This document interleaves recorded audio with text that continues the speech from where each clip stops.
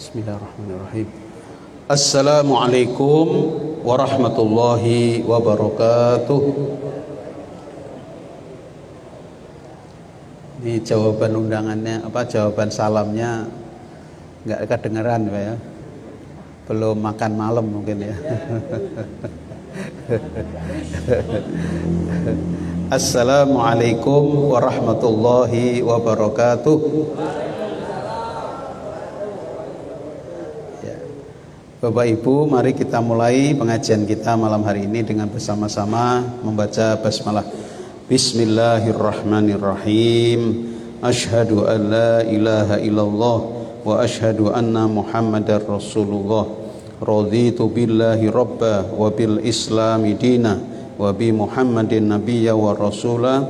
Rabbi zidni ilma warzuqni fahma.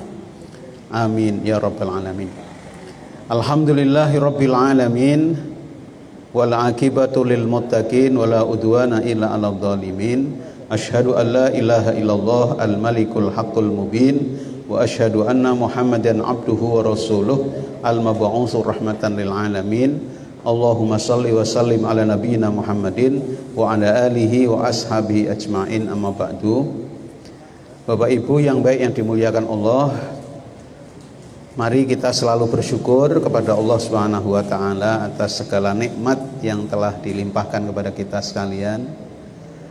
Mudah-mudahan dengan selalu bersyukur, sebagaimana janji Allah akan menambah nikmat-nikmatnya kepada kita sekalian. Yang kedua, mari kita selalu bersolawat kepada Nabi kita Muhammad sallallahu alaihi wasallam. Allahumma sholli ala Muhammad wa ala ali Muhammad.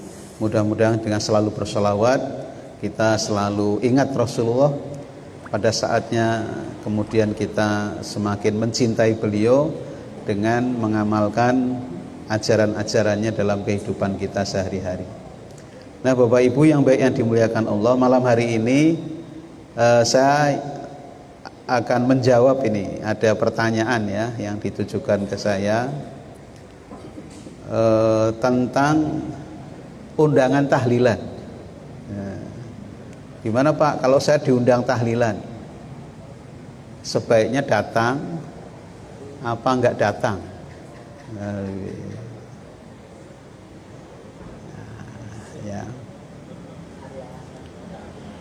Ya karena ini tugas saya, materinya di sini tentang tarjih, maka ini saya jawab sesuai dengan yang dibahas atau dikaji oleh Majelis Tarjih Muhammadiyah, pimpinan pusat ya. Nah Bapak Ibu, apa sih tahlilan? Tahlil itu apa? Mulai dari tahlil dulu. Tahlil secara harfiah mengandung arti membaca kalimat la ilaha illallah atau mengingat Allah. Tahlil dalam hal seperti ini merupakan sesuatu yang sangat dianjurkan oleh Al-Quran maupun As-Sunnah. Jadi panjenengan kalau melafadzkan la ilaha illallah, la ilaha illallah, memperbanyak membaca itu diperintahkan, sangat dianjurkan oleh Al-Quran dan As-Sunnah. Gitu. Nah, adapun keberadaan tahlil orang yang meninggal dunia pada dasarnya tidak bisa dilepaskan dari tradisi torekot. Ya, tradisi torekot. Dalam tradisi torekot, tahlil memiliki fungsi yang sangat sentral, ya, yang sangat utama, ya, dalam kelompok tarekot. Tahlil itu hal yang sangat utama. Bahkan terdapat gerak-gerak tertentu disertai pengaturan nafas untuk melafalkan bacaan tahlil sebagai bagian metode mendekatkan diri kepada Allah Subhanahu wa ta'ala. Jadi dari bawah ditarik ke atas gitu ya, terus geleng ke kanan, geleng ke kiri, baru la ilaha illallah. Itu gerakannya tertentu, kemudian pengaturan nafasnya juga tertentu. Pernah lihat nama betul? Nate sumerep betul? Nah itu tarekot, gerakan tarekot gitu. Semakin kencang bukan la ilaha illallah tapi hu gitu. Jadi la ilaha illallah itu tiada Tuhan selain Allah, tapi semakin lama semakin kencang hu dia gitu.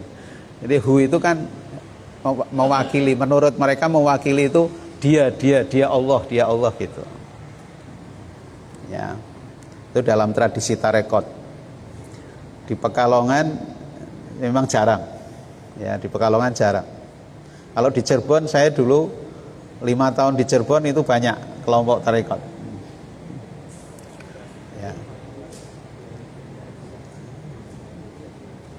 Kemudian berawal dari tradisi kelompok tarekat itu berkembang model-model tahlil atau tahlilan di kalangan umat Islam Indonesia. Misalnya di lingkungan keraton Yogyakarta misalnya terdapat satu tahlil rutin, yaitu tahlil yang diselenggarakan setiap malam Jumat dan Selasa Legi. Itu rutin di keraton Jogja. Kemudian yang kedua, tahlil hajatan. Tahlil hajatan. Jadi setiap ada hajatan tahlil. Misalnya tahlil diselenggarakan jika keraton mempunyai hajat-hajat tertentu, seperti tahlil pada saat penobatan raja, labuhan, hajat perkawinan, kelahiran, dan lain-lain. Pokoknya kalau ada hajat, tahlilan. Di masyarakat ya berkembang bentuk-bentuk tahlil, yang salah satunya adalah yang ketiga ini, tahlil untuk orang yang meninggal dunia. Tahlil untuk orang yang meninggal dunia, yang baru maupun yang sudah lama. Ya. Jadi yang baru itu yang baru meninggal, itu berarti nanti 1 hari sampai 7 hari. Ya, yang baru meninggal tuh 1 hari sampai 7 hari. Nanti hari ke-40. Yang berikutnya hari ke-100. Ya, hari ke-100. Kalau sudah hari ke-100 terus mendak. Nah, mendak. Ya. Mendak pisan, mendak 2, mendak 3, terus nyewu. Nah, mendak itu setahun. Mendak 1, mendak 2, mendak 3 setahun, 2 tahun, 3 tahun kan. Nah, terus 1000. Nyewu. Kalau sudah nyewu, terus selanjutnya hol. Nah, kalau sudah hol tiap tahun. Nah, itu yang kaitannya dengan tahlil, yang kaitannya dengan meninggal dunia. Nah, masalah tahlilan orang meninggal dunia ini merupakan masalah khilafiyah.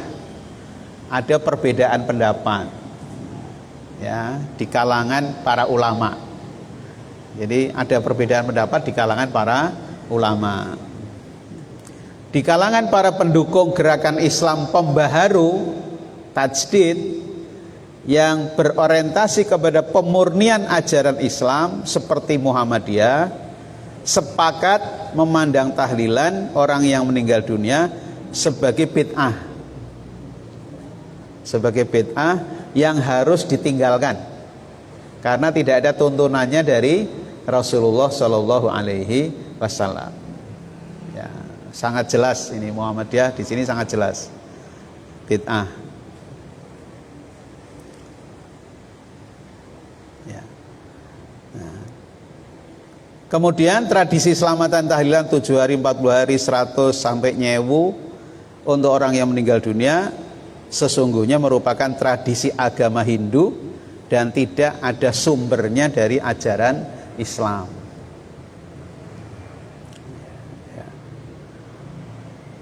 Jadi sama sekali tidak ada dalam Islam. Dicari apa, nggak usah hadis lah, bekas-bekas sahabat gitu. Sahabat melakukan itu tuh tidak ada. Sampai tabiin tapi tidak ada. Kalau dicari yang 7 hari itu tidak ada. Ya. Karena memang itu tidak bersumber dari Islam. Tapi kalau kita baca ajaran-ajaran Hindu, nah di sana ada malah, ya, 7 hari, 40 hari dan sebagainya. Adapun para pendukung gerakan Islam tradisional maupun gerakan tarekat cenderung membolehkan dan bahkan menganjurkan tahlilan bagi orang yang meninggal dunia. Nah, ini perbedaannya. Yang tadi itu tidak menganjurkan, bahkan itu adalah bid'ah, tapi ada sebagian yang menganjurkan, yaitu golongan tradisional, Islam tradisional maupun gerakan tarekat. Nah, Bapak Ibu, ini perlu diketahui. Jadi sebenarnya persoalan pokok tahlilan orang yang meninggal dunia sebagai perbuatan bid'ah bukan terletak pada membaca kalimat la ilaha illallahnya, bukan, melainkan pada hal pokok yang menyertai tahlil, Jadi bukan zikirnya tidak masalah, baca la ilaha illallah, subhanallah, walhamdulillah, wala ilaha illallah, Allah, tidak ada masalah itu. Semuanya tidak ada masalah. Yang masalah itu yang menyertai. Kenapa harus 1 sampai 7? Terus kenapa harus 40? Kenapa harus kemudian pada 100 gitu. Ya. Kemudian nanti ada suguhannya, nah, gitu. Sementara dulu di zaman Rasulullah yang diajarkan Rasul, kada orang meninggal kita disuruh takziah membawa sesuatu. Kita disuruh membawa sesuatu kepada yang keseripahan. Kemudian kata di dalam hadis, memakan suguhan di tempat orang yang meninggal dunia itu termasuk berpesta pora dan itu dilarang, ya, termasuk berpesta pora, dilarang itu di zaman Rasulullah. Jadi di zaman Rasulullah kita kalau takziah disuruh bawa sesuatu, Pak. Gitu. Nah, itu yang kita laksanakan harusnya gitu. Ya. Saya dan teman-teman termasuk ibu-ibu Aisyah di Setono, itu kalau ada orang meninggal dunia itu kita kirim makanan. Makanan tinggal makan, siap saji. Ya. Misalnya meninggalnya malam, jam 3 malam, paginya kita kasih sarapan, dihitung keluarganya berapa, 5, kita lebihkan 10 untuk 10 orang. Nanti siang kirim lagi, malamnya tahlilan, udah tidak saya kirim. Kalau malamnya tahlilan tidak saya kirim. Tapi kalau tidak tahlilan sampai 3 hari, sampai 3 hari dikirim, pagi siang malam, pagi siang malam, pagi siang malam, 3 hari kalau tidak tahlilan. Karena memang sunnahnya takziah itu 3 hari. Itu di Setono, saya dengan ibu-ibu, dengan teman-teman seperti itu. Dari mana dananya? Ya urunan. Urunan, Pak. Kok sehari ada 2, ya 2 itu kita santuni. Kok ada 3, ya alhamdulillah sampai hari ini 3 ya dilayan gitu. Beri gitu. Jadi yang tahlilan, yang tidak tahlilan tetap dikirim. Yang tahlilan cuma kalau sudah malamnya tahlilan tidak kita kirim lagi gitu. Cuma pagi siang aja. Meninggalnya pagi, berarti kita ngirimnya siang. Siang, makan siang kita kirim. Nah, malamnya tahlilan ya sudah siang tok gitu. Ya. Nah, itu usaha mencontoh Rasulullah Shallallahu alaihi wasallam. Dulu teman-teman di Wonokerto, Wiradesa ya. Sebelum Wonokerto itu banyak orang-orang Muhammadiyah, itu pemuda dari Pencongan ya. Pencongan Wiradesa itu kalau ada orang meninggal kirim beras setengah kintal. Kirim beras setengah kintal gitu. Pokoknya kalau ada orang meninggal dunia dikirim beras, kalau itu mentean gitu. Kirim beras setengah kintal. Setiap ada orang meninggal oleh pemuda Muhammadiyah. Nah, gitu. Nah, rupanya kok beres teman ke Muhammadiyah gitu. Kalau ada yang orang meninggal kok ngirim beras gitu. Akhirnya banyak yang belajar ke Muhammadiyah.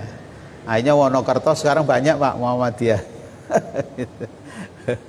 Tertarik ya, Masya Allah. Nah itu seperti itu. Jadi bukan itunya, tapi ini Pak, mengirimkan bacaan ayat-ayat Al-Quran kepada jenazah atau hadiah pahala kepada orang yang meninggal, nah, itu masalah ini. Nah ini ya. Jadi mengirimkan bacaan, jadi panjenengan baca ayat Al-Quran, terus kan dapat pahala, pahalanya dikirimkan. Nah, nanti saya di belakang ada. Kemudian bacaan tahlil yang memakai pola tertentu dan dikaitkan dengan peristiwa tertentu. Jadi kalau peristiwanya ini tahlilnya polanya seperti ini. Nanti kalau tahlil apalagi itu bentuknya lain lagi, polanya, pola tahlilannya beda-beda gitu. Nah itu kok beda-beda dari mana gitu? Tuntunannya dari mana? Nah itu yang tidak ada tuntunannya. Jadi bukan membaca la ilaha illallahnya, tapi kemudian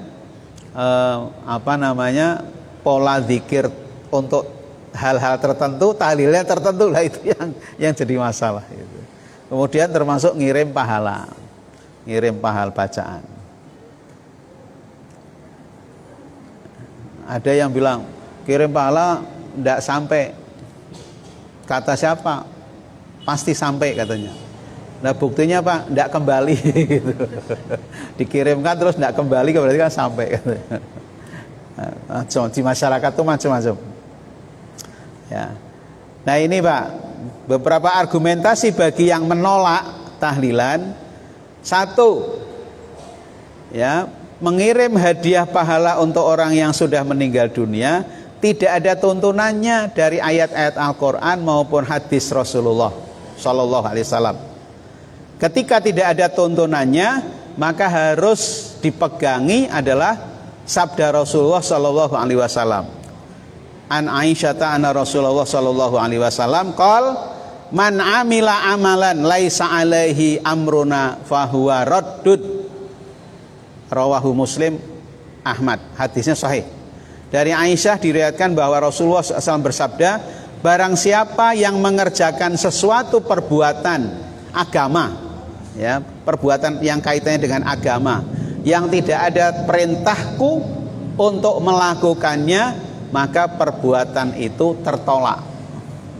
Fahuwa raddud. Nah, jadi ini yang pertama, ini pertimbangan hadis ini. Jadi kalau tidak ada perintah dari Rasulullah, kalau itu persoalan agama ya Pak ya, bukan persoalan muamalah sosial gitu. Kalau sosial bebas, yang penting tidak dilarang. Tapi kalau agama itu kalau tidak ada perintah dari Rasulullah, maka akan tertolak. Fahuwa raddun, tertolak. Ya. jenengan mengerjakan sholat subuh 4 rakaat, bagus napa mboten? Bagus Pak. Dari 2 rakaat menjadi 4 rakaat ya bagus. Tapi tertolak. Kenapa tertolak? Karena perintahnya 2. Perintahnya 2, walaupun bagus tertolak Pak itu. Karena perintahnya 2. Ya. Jenengan mengerjakan sholat sunnah ulang tahun. Pokoknya sholat sunnah ulang tahun. Jenengan ulang tahun sholat sunnah 2 rakaat. Tertolak napa diterima? Ya, tidak ada dalilnya. Ya ada perintahnya dari Rasulullah, maka tertolak. Bagus napa mboten? Setiap ulang tahun sholat 2 rakaat. Bagus Pak, bagus.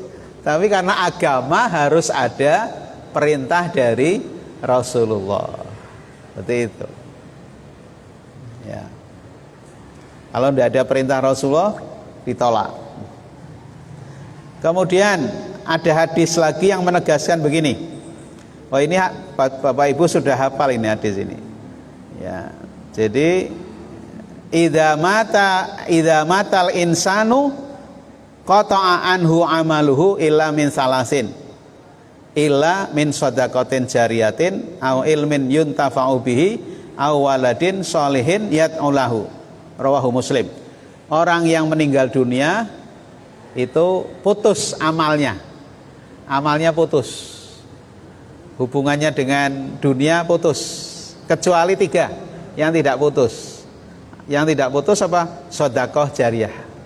Kalau dia punya sedekah jariyah, pahalanya ngalir terus, tidak putus. Sedekah jariyah itu sedekah untuk kepentingan sosial.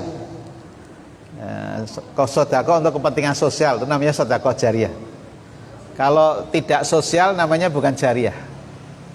Ya. Membuat jalan umum. Membuat jalan umum itu kan untuk orang umum, sosial. Panjenengan nyumbang. Nah, itu sedekah jariyah. WC umum. Jadi bukan hanya masjid saja. Masjid, madrasah jelas, tapi jalan umum, WC umum, yang umum-umum itu panjenengan nyumbang, itu sedekah jariyah. Perpustakaan umum, nah, gitu ya, sumur umum, gitu. Toilet umum, gitu. Nah itu satu. Kemudian yang kedua, ilmu yang diajarkan kepada orang lain. Jadi ilmu yang diajarkan kepada orang lain itu mengamalkan ilmu itu, maka yang mengajarkan meninggal, walaupun meninggal dunia dapat pahala terus.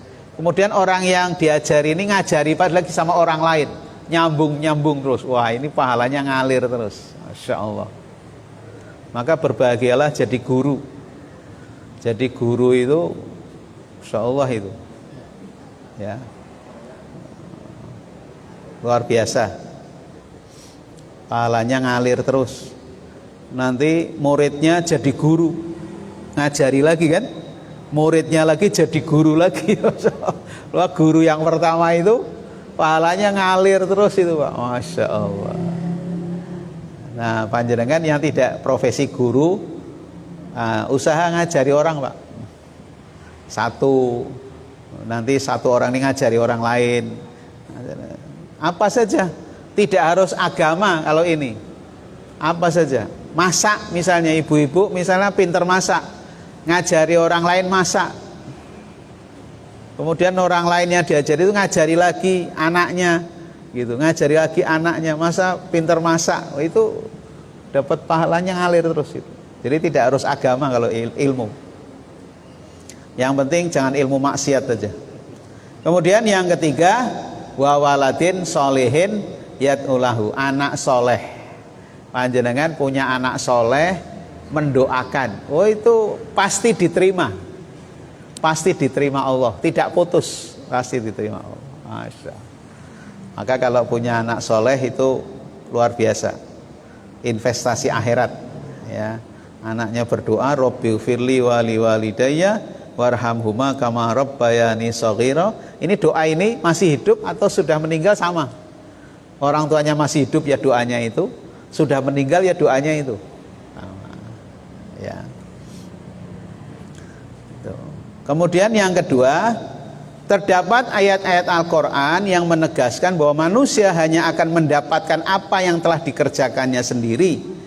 Dengan demikian masalah hadiah pahala jelas bukan merupakan satu tuntunan yang perlu dilaksanakan.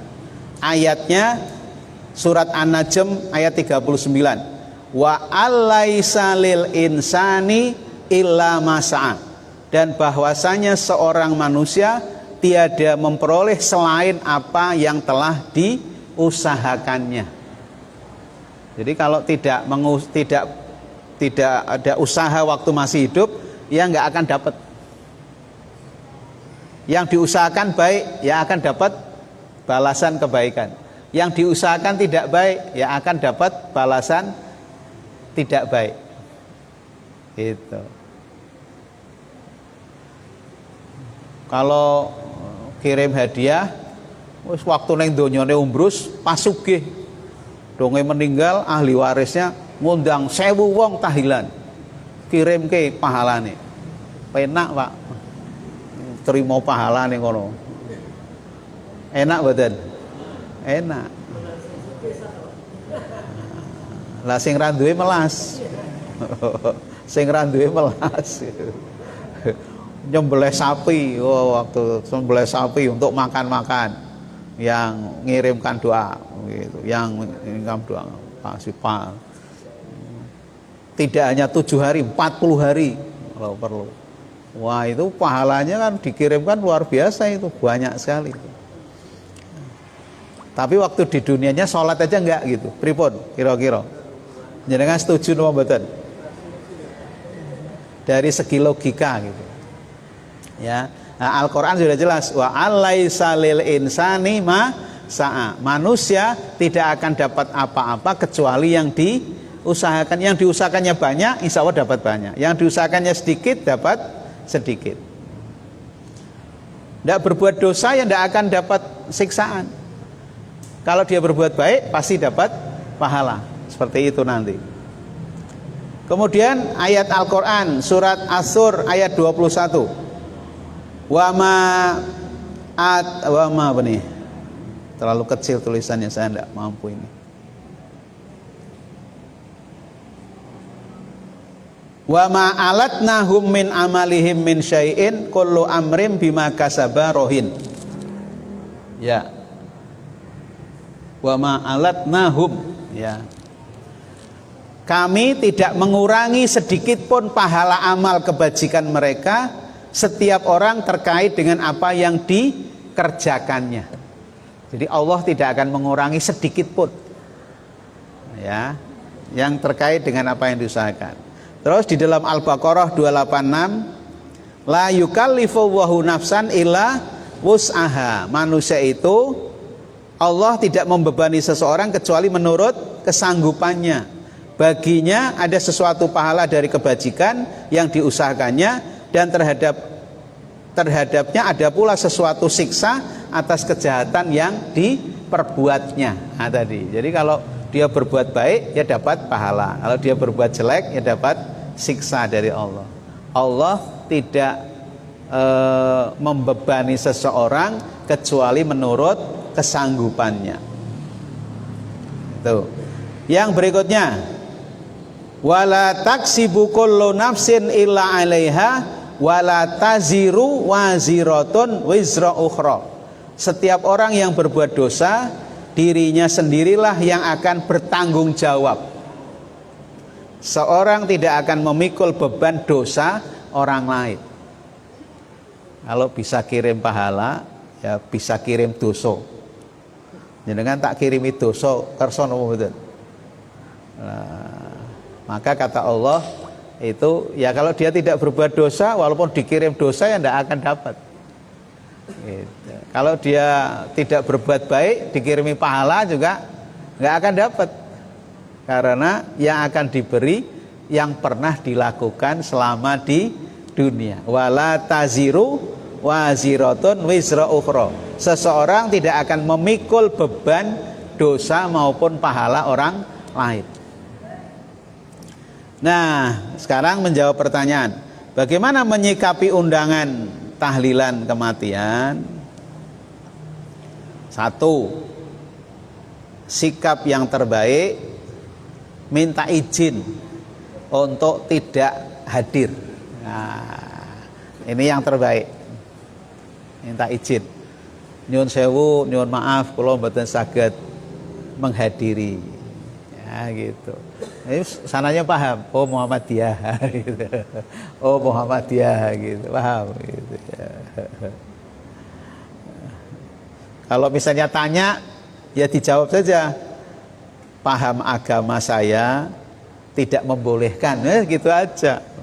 Kalau misalnya tanya, paham agama yang saya pahami, yang seperti ini tidak dibolehkan. Itu yang terbaik. Ya. Nah, jika jenengan isin nggak enak, rikuh, nah gitu. Yang kedua gimana? Ini ranking kedua. Ranking kedua, ya.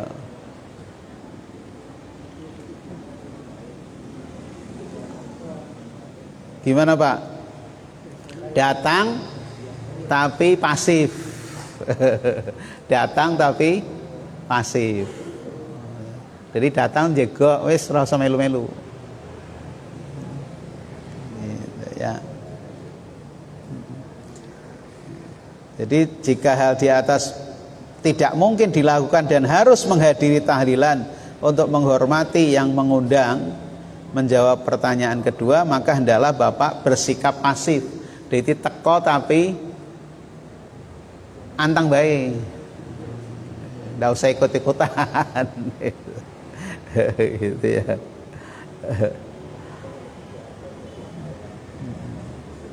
Nah, kalau lingkungannya mayoritas seperti itu, ya, masih melaksanakan tradisi seperti itu, maka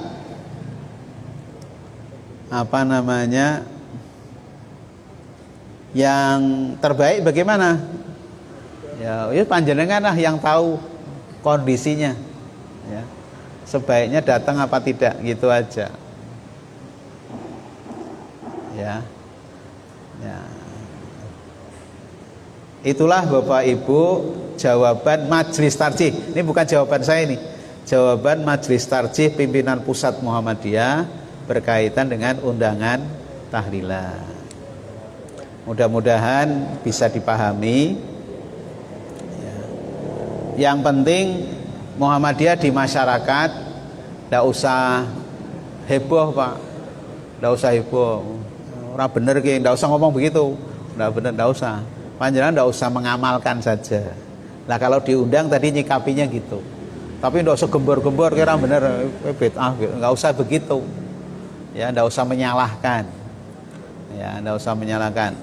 Disikapi saja. Ya, disikapi saja. Karena kalau gembar-gembor nanti menimbulkan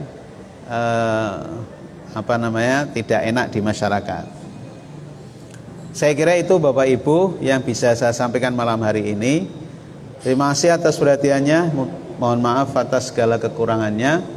Mari kita tutup dengan hamdalah dan doa kafaratul majlis. Alhamdulillahirabbil alamin. Subhanakallahumma wa bihamdika asyhadu an la ilaha illa anta astaghfiruka wa atubu ilaik. Wassalamualaikum warahmatullahi wabarakatuh.